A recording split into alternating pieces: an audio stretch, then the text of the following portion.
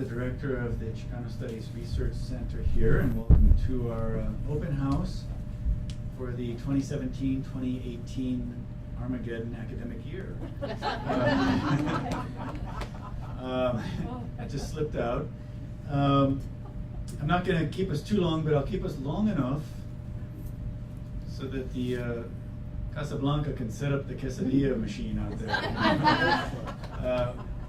You know, in addition to all the wonderful projects we have and our accomplishments and programs, we have the best handmade quesadillas on campus today. So we want you to enjoy that. This is an interesting year we're going into. I think it's a sentiment shared around the world. I've been marveling over the fact that the political party that's in control right now has been offering some rather devastating assessments of the political condition we're in. That our politics has come down to a level of, as one Republican senator said, an adult daycare center is now the description of the White House. And I don't think that, I mean, the ironic thing is we're really not in an ideological argument anymore. It's not conflicting sides that have different value systems and different principles and different understanding of policies. And if it were, I'd be less concerned about that. I think the issue for us today and why the work of a center like this, a university like UCLA, and a state like California is really crucial, because I think it ultimately comes down to an ethical understanding of our actions as in some ways contributing to what a senior colleague of mine named Carlos Vélez Ibanez called the distribution of sadness. That is, that our actions have consequences, and in some cases, intended or not, it produces greater sadness for some than for others. And when this center was formed in 1969, we're coming up on our 50th, or for those of you that are old enough to get the joke, the 20th anniversary of our no longer being trustworthy. Growing up in the 60s, the benchmark was turning 30, and then you're no longer trustworthy. I don't believe that anymore, but because I'm 31. But what we try to do here is really broaden the range of research so that we can have a better understanding of the issues and dynamics that are facing our society, but also the full spectrum of contributions being made by the people that are here. And I'm going to just spotlight two projects that we have this year. We work across disciplines. We have faculty associated with the center from the medical sciences, health sciences, the professional schools, the college, and the arts, and from the library and archival world.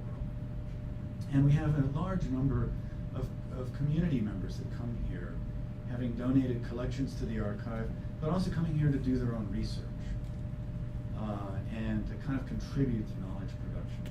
And what we're trying to do is just shine a brighter light on the culture that is, the accomplishments and the contributions that are, rather than sometimes how we narrowly focus on the contributions of a few. But two of the things we're doing right now actually relate to DACA, and it wasn't the intent when we started 5 years ago with one project and 12 years ago with another. The project that we started 12 years ago was called Latinos in Economic Security. And if you recall back then, there was an attempt to shut down Social Security. And so working with the School of Public Affairs and working with the Gerontology School at USC, we teamed up to do a study of the impact of Social Security on Latinos. Now we realized we obviously we're going to be able to show a great need. What we didn't quite know what we'd find is, why is that important? Because sure, you need a lot, you need everything, why should we give you anything? So we wanted to have a dynamic view of this, and what we found was Latinos need Social Security more than any other group. Latinos also have a different demographic. Most groups are like this. These are older people these are younger people. Latinos, these are younger people, these are older people. So there are fewer, as a percentage of the population, fewer Latinos taking Social Security than there are any other group, which means there are more young people paying into Social Security than any other group. And what we discovered was the only reason Social Security is solvent is because of Latinos, and it's only going to last for about 30 years. Then we catch up. And that was not being appreciated. We had an ethical or a moral stance to say this group needs it more, they're harmed more by not having that. But we also had an economic argument to say this group is also paying in more than they take. And so there's a basic issue of equity. Now that battle was actually won fairly quickly because other people didn't want their Social Security to go away too. But we kept at it, and we kept studying, and we actually began to look at younger and younger generations and the impact they had for senior citizens. And we realized there was another large split that someone like Ronald Brownstein, who's a columnist, is writing about. That senior citizens today depend on the young people who are paying into Social Security. We all knew that. What we didn't have a clear vision was that is an increasingly non-white population, and the senior citizens is an overwhelmingly white population. And there's a high degree of interdependence between these two cohorts. And as we began looking into that, we decided, let's do a survey. Let's find out, what do these senior citizens really think? And we went to Orange County and we did focus groups, and we found out something very unusual. They're very conservative, and they're very conservative. But when you ask them about undocumented minors, they're incredibly compassionate. They say, you know what? They should have access to education, healthcare, and pathways to citizenship. This is not their fault. And we'd say, well, what about their parents? Because we noticed that we're here at a living center for elderly, and we noticed that everybody working here is Latino. What about the undocumented parents? Well, they should go to jail. So we thought, well, this is interesting. We're shocked to actually see the empathy. And what we're doing right now is a survey, rather than just focus groups, to find out more about that. Because that is an opening. That is a way of saying, you know, there are more complex ways in which we relate to each other. And let's start with the good stuff and see what the underpinnings of that are. Now, we're dealing with an interesting phenomenon because somewhere around March, all of the senior citizen centers that we were working with shut us out. They shut us out at precisely that moment where their political victory went from being one that led them to say, we'll tell you anything, ask us any question. We actually did a focus group at a Tea Party rally. They were like, ask away, we'll tell you anything you want to know. They're not hiding anything. But after about March, things didn't look so good. Things didn't seem so coherent, and they said, we don't want you talking to these folks. So we're kind of going back and saying, well, they still want to talk, and we still want to find out, and that's what we're doing. It's very much to do with DACA, and the announcement last month that it would be rescinded within 6 months. But it also has to do not with this kind of mythical idea of finding a common place where we all love each other, but really understanding the complex dynamics by which we relate to each other, and that's what's lacking in our society at this point. The other project's in the arts. It's another area that we work in quite extensively. And with that, we have an exhibition that closes on Sunday. Sunday. So that means, oh my God, I have to get out there. It's been at LACMA since early June. It's called Home So Different, So Appealing. It's the first time anyone's been able to get away with doing a show that has a universal sounding topic, but all of the examples happen to be Latino or Latin American.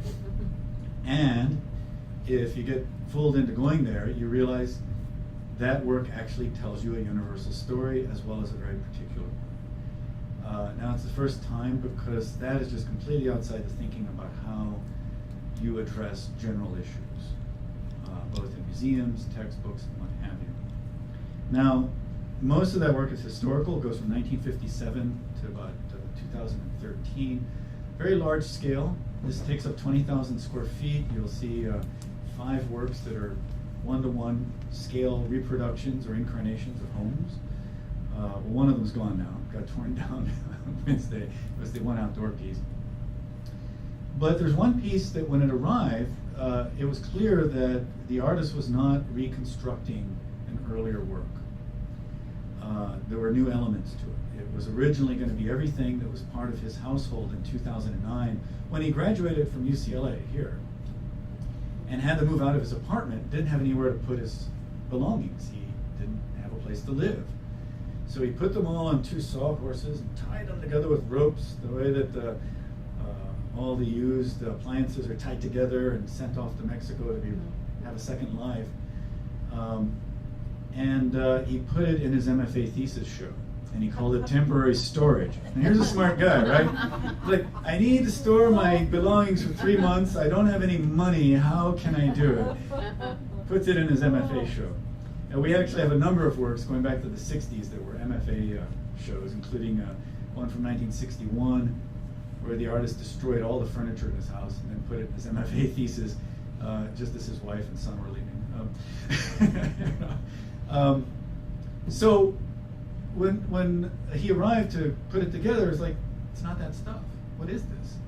There's like an entire bed here, and you had a mattress. And, there's a welding mask and karate uniform. This isn't going to fit in the space we had assigned to it. He said, well, these are the possessions of Manuel Montes. Anybody know who Manuel Montes is? No? Yes? Manuel Montes is the first DACA status youth who's deported. And this was back in February. So people are very concerned now, like, oh my God, what's happening with DACA? Well, the policy changes, the attitudes, the ways in which DACA status youth were treated shifted. And he became the first in Southern California. California and Texas have the largest populations of DACA status youth. He was deported. He had been here since he was 9 years old, he was 22, and he was sent to Mexico. So his mother, the artist reached out to his mother, and she agreed to loan his belongings so that they could be there on display. And we put them in the entranceway to the exhibition. And you can stand there and you can see everything he owned, and you're in a major museum, and you can realize the reason you can see it is because he's not here. He's been removed from the country that has been his home. So these are 2 very different approaches. One is in something that the arts can do, which is to make something that we don't want to talk about and we don't want to see visible, so that we can then begin to determine how we relate to it. And the other is more evidence-based, science-based research. Say, let's understand very precisely the nature of those relationships. So this is my long rambling thing to let the cooks heat up the tortillas and kind of press the masa, but just to give you a little bit of a glimpse of kind of what we're doing here. The other major thing we do here, you're in the library. We have archival collections that we're bringing in. We have 2 shows that are up in the city right now as part of Pacific Standard Time that come from the collections we have here. One are the photographs of Laura Aguilar that are at the Vincent Price Art Museum. You'll see the catalog we have here. You'll see the editor of the catalog back there smiling. The other is the La Raza show at the Autry Museum, which is selections from an archive of 25,000 images shot by La Raza magazine and newspaper from 1967 to 1977. Now, maybe 100 or 2 of those ended up in the publication, but the 25,000 images represent an inaccessible archive until this year of what it meant for people aligned with the Chicano movement to go out and create visual images in order to counteract what the LA Times was doing, what the TV stations were doing, and what the LA Sheriff's Department was doing. LA Sheriff's Department, they knew enough about the importance of communications to have their own film crew and photograph unit. They went out there and they were creating evidence. And it's that fact alone that tells you that what the newspaper are doing, what the police are doing, what anybody's doing with photography, photography is not a neutral medium. It is always giving you a perspective. And if you want to see how the perspective is different when it's somebody from the community, go to this exhibition and see those works and see the way they're displayed on an interactive touchscreen component as well, where you can get a very physical idea of what it means to have an archive of 25,000 images. It's one thing to know that that's there and you do your Google-like entry and you get 5 images to look at, but to encounter all of them all at once on this large screen gives you an idea of the resource this represents and the door that's being opened for future research, future exhibitions, and future education. One of the things that we were able to really encourage the museum to do was not have this be your usual show, which is somewhere between 6 and 10 weeks long. It's going to be up for a year and a half. It's going to run through at least 2 academic years so that the K through 12 kids can kind of come through there and really get a different kind of education, one that's centered on them. Realize that 73% of students in LAUSD K through 12 are Latino. And they'll be able to see something that directly relates to their own history or their own connection to the history of Los Angeles. But it gives everybody else something as well too, which is a different perspective on Los Angeles. Now with that said, I want to introduce 2 folks that will be doing our final formal tour of Home So Different So Appealing tomorrow at 4 p.m. They'll be going through and giving what we call a performance tour. We were calling it a flash mob until the museum freaked out. And we didn't really mean anything horrible, but we just meant a group of people come together, experience something, and then collectively, and then disband. So it's become a performance tour. But I also want to, if he's still here, Solomon, is he, right? Solomon Huerta is one of the artists in the show. If you could just stand up and let's, there he is. So he has, without a doubt, the greatest work in the entire exhibition. And he actually has 2 works. He does these amazing paintings, and what the challenge I'll give you, you have to see this show, and you'll be astounded. There's a lot of alum in the show too. He's one of them. Leila Cardenas from Colombia is another. Came a little bit after you, I think. He has 2 paintings, one very large of the kind of archetypal California bungalows with colors that I think were taken out of fashion magazines or kind of things like that. And it is a direct kind of critique or witnessing of the violence that was done at the time, late 80s, early 2000s, as California passed 3 initiatives that were directly aimed at the Latino population. To do away with bilingual education, to do away with affirmative action. Hey, affirmative action is about all people of color. 72% of K through 12 in Los Angeles is Latino. 8% is black, and like 2% is Asian, so it comes up to about 90%, right?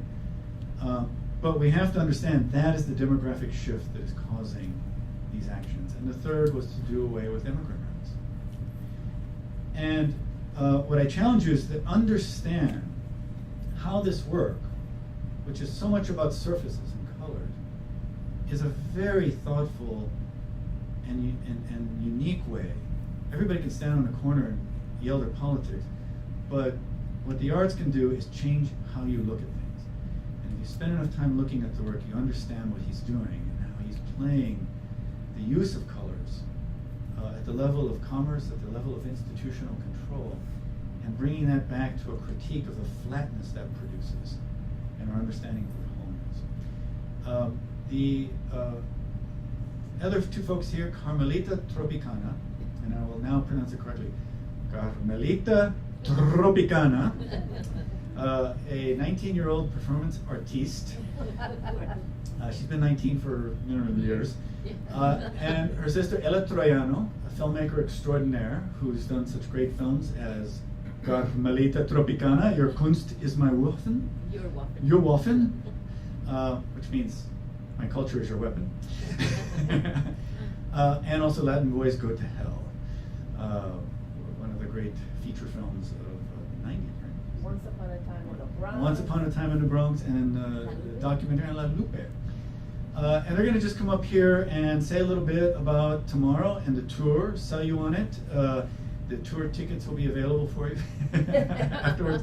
And then we'll have some final thanks and acknowledgments and head out to the patio and have some great quesadillas. So Carmelita and Ela, go at it. Yay, woo! Ay, qué bueno, qué bueno. cuánta gente. Cuánta gente. How many people? It's the good people that are here. So we are trying to sell you on the show. First of all, we went to see the show today. And we had just... It sucks, right? And we had just seen it, you know, in maps and floor plans, video, photos. Yeah, but this, I mean, it really was amazing to experience. Like the textures, the colors, the different sizes. You didn't really understand some of the, I mean, you understood the work, but it's a very different thing to see it live. Really see it live. So, you know, then you can have a double whammy if you come on tomorrow, because not only do you get to see live artwork, but you get to see live artists that will be participating with live people. I mean, it would be very alive. It's not, you know, it's not the media. So do you want to say a couple of things? Well, you know, we were thinking about bringing an object that meant home or felt like home to us. And I remember thinking about it yesterday. What in my house? I mean, is it the plants? Is it my desk? I'm not a very materialistic person. There was, in contention, there was a flag in one of my friend Jose Munoz's house that he gave to us. I'm into ghosts, so I think there was also the glitter that came from Jack Smith. But in the end, what I decided to bring is, all through my life, I was always videotaping. I did 16mm home movies of everybody. And this is a tape labeled Tape 1, Nina's 90th. And this is about my grandmother's sister's 90th birthday. And it was amazing. At the time, all I had was audio, but we did incredible audio tape of it. And I wanted to know what other object you brought. You know, in keeping with that, I was trying to figure out what means home to me, and I was looking for it, I couldn't find it. But I was looking for my grandmother's flan recipe. That's what, you know, and I didn't, you know, I looked for it, I couldn't, I mean, I have it somewhere in the house, but I cannot find it. I'm a disorganized artist. So that was one thing, that really meant home to me. And the 90th birthday was funny because her, you know, her sister was also very much, I mean, I remember that so well because her sister, my grandmother's sister, you know, wrote her own poem to herself. You know, an ode to herself as a 90-year-old, which I thought was absolutely divine.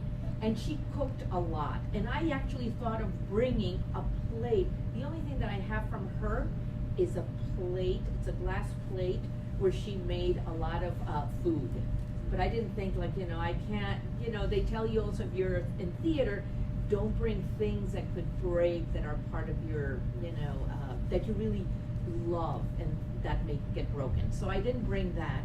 But I did bring two things. One is this bracelet made of seeds from Cuba that my cousin brought me because she just went to Cuba, and we're Cuban, you know, we're born in Cuba, so she came from Cuba 2 years ago, so she gave me that. That's almost like the present Cuba with the seeds.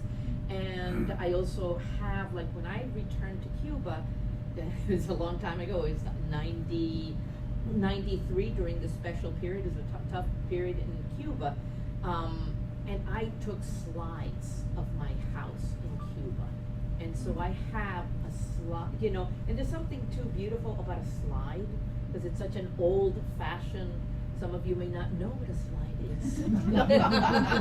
But if you come tomorrow, you will see a slide, you know. So those two things I brought, and yeah.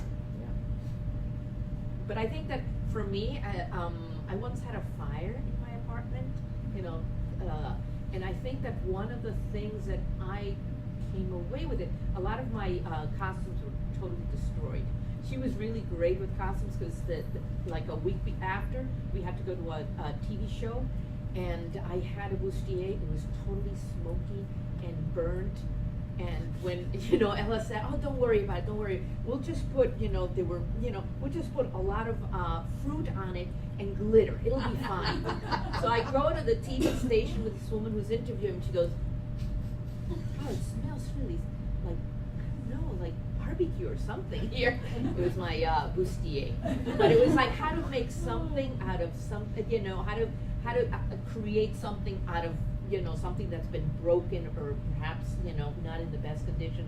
I also think of that as being, resourcefulness, of being entrepreneurial. Exactly. Like you're the student that decided they were going to put all the possessions into the MFA storage unit. Exactly. Yeah, so. Say something about the show that you're in out in Riverside and when you'll be coming back. Okay, so we'll be coming back in January, like it'll also be for the closing of that show. We like the closings, we like endings, So. Yes, and it's, and actually what they asked us for were 2 costumes from a piece that we did, Post Plastica and Schwanza Beast, and it's a sci-fi performance piece. So the 2 costumes will be there, there's video, and there will be a new performance that we're working on. For Right. that Say what the particular show show. is. We were really interested in I've used animals and hybridity, to sort of shed a light on, as a lens for immigration, for immigrants, for how people are for loss perhaps of civil rights. And so what I've done, and what we did in this show, was they're 2 characters. One is an android that's illegal, so the 2 of them are fugitives. So one's an android that's illegal and their interdependency, and the other one, which I play, is a woman hyena. And it was really interesting working with a scientist who knew all about hyenas, who studied hyenas. I didn't know anything about hyenas, got a gig in Marlborough College, and I said, I really want to, for my next scientific piece, I want to work with somebody who's a scientist. And it happened to be a woman that was really versed in hyenas, and I knew nothing except that they laugh, but they're matriarchal, they're really, sometimes they don't even realize whether it's a male or female because they are so endowed.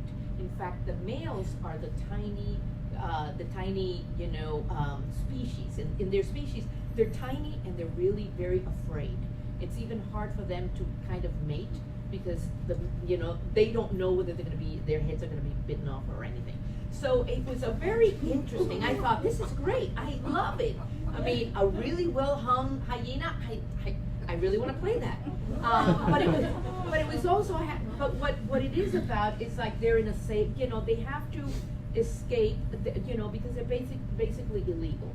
The woman hyena does not have full civil rights, and so they're both escaping as fugitives and end up in a safe house For 3 days, just 3 days.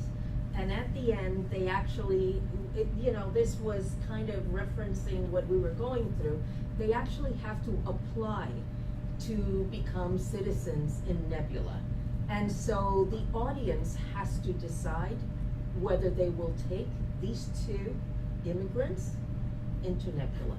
Right. And that's Whether how they it will ends. become, and when we did it at, in Vermont, it was really interesting because people got involved with the story. Because first there's a story, there's a narrative. So you're following them, and one woman goes, "Oh God, I can't stand the android. I really can't stand." And I know you're applying as a couple of other, and that's Together. how they were together. So, I was trying to figure out, do we let them in, do we not? And she hated everything that this android stood for. So it was kind of like, I like the woman hyena, but I'm not quite sure that I want. And so what happens?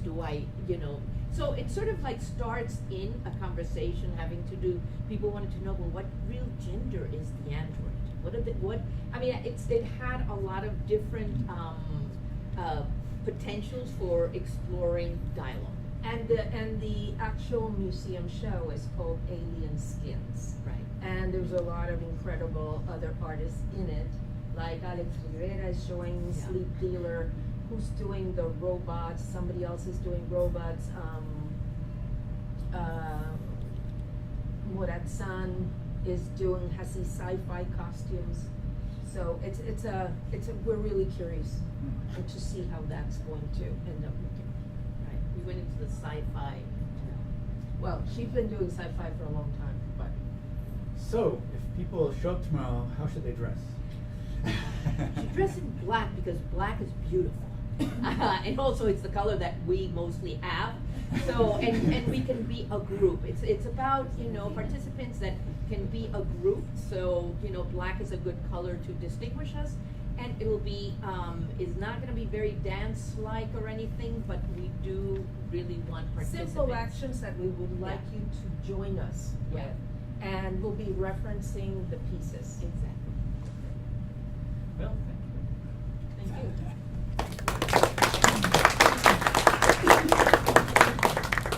So I forgot to mention when I introduced Salomon that he's the UC Regents lecturer here at UCLA this fall, and also artist in residence at the center, and is working on a project, a portraiture project.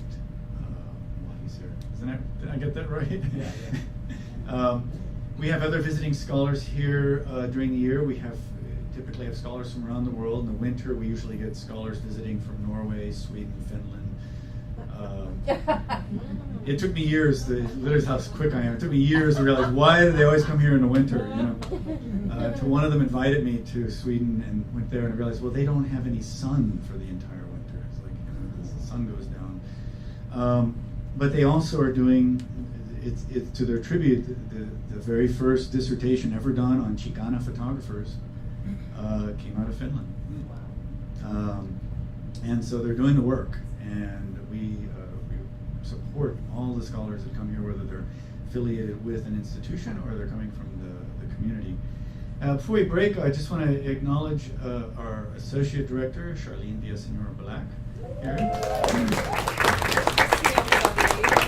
When I'm 90 years old and I'm writing a poem about myself, there will be a section in there that talks about how she took over as editor of Aslan so that after 20 years I could stop being the editor. And she's taking it off in a good and new direction. I want also just to acknowledge all of our staff here. They're all in the back, as you can see. But the hardest working group here at UCLA, except for those people at the lunch center next door. And just our newest staff, in fact. I want to just introduce Doug back here. He's looking around. Working in the archives as a manuscript processor and many other things. Anything we can get him to do, we're really excited to have him on board full time. And our still relatively new folks, our librarian Javiera Flores there behind the glass. Kind of like her version of the Pope mobile, we're trying to keep her protected. Because, folks, if she goes down, this whole operation here comes to a grinding halt. And so we protect her, and Cheyenne Lentz, who works on the communications program development, food services side. So anyway, I think that's the end of our program, and what we'll do now is just break, allow you to kind of hang out, see the rest of the center. We have this exhibition that is up by Rafael Montañez Ortiz, who we have his collection here. He's Puerto Rican, but he actually traces his genealogy in part back to Mexico, actually southern Mexico. But more than anything, he is just one of the preeminent artists from the mid-20th century on, coming out of New York, being one of the kind of founders of a whole shift in the way we think about what art is and what it's made of. And you'll see some of that just around the corner. We had him here in January for the LA Art Show. And he did a number of pieces where he destroyed a piano, which is now at the Vincent Price Art Museum. He destroyed a couch, which was purchased by the guy that runs the LA Art Show. And he also set up all of these very colorful stacks of paper. And this is shortly after like a week before the inauguration. People were allowed to write down their worries and then shred them. And so that big pile that you see in the case of shredded papers, it's everything that people were worrying about in January, written down and shredded and made into this kind of beautiful arrangement. arrangement of colors. So, you know, enjoy that. And if you go around the corner, you'll see another work that we have in our archive, Welcome to America's Finest Tourist Plantation, by David Avalos and a number of other artists, Louis Hawk and Elizabeth Cisco from Southern California. And this was a work they did when the Super Bowl was in San Diego in the 1980s, I think. And they had these on buses. And what you'll see is the only one that was actually on a bus that survives as part of that. And it's part of an archive we have dedicated to public art. So I think that concludes our program.